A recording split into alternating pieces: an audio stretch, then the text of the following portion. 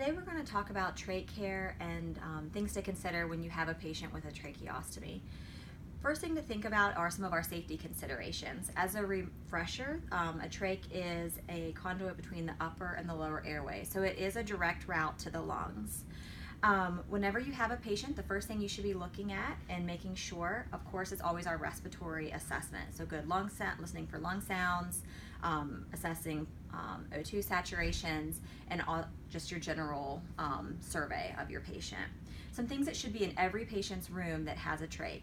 You need to have a bag, and it should be attached to the wall, ready to roll with to administer 100% oxygen. When you take this mask off of your bag, it's then ready just to pop onto the trach if we need it. The other thing every patient needs is equipment for suctioning. These patients have difficulty with airway clearance, or ineffective airway clearance would be the nursing consideration. So a lot of times we have to manually suction for these patients. We want to have our suction equipment set up, and our meter should be set to a medium suction setting. The last thing that you want to think about when you have a patient with a trach is you always need 2 extra trachs at the bedside. The first is going to be the size of the trach that they currently have.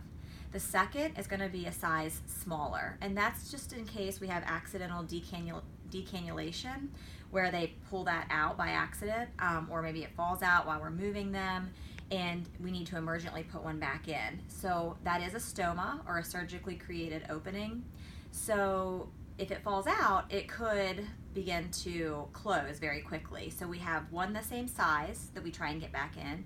If that doesn't work, we use one smaller. And you also want to always keep the obturator at the bedside as well, which assists in placing the trach back in. In the second video, if you keep watching, I'm going to demonstrate how to suction a patient.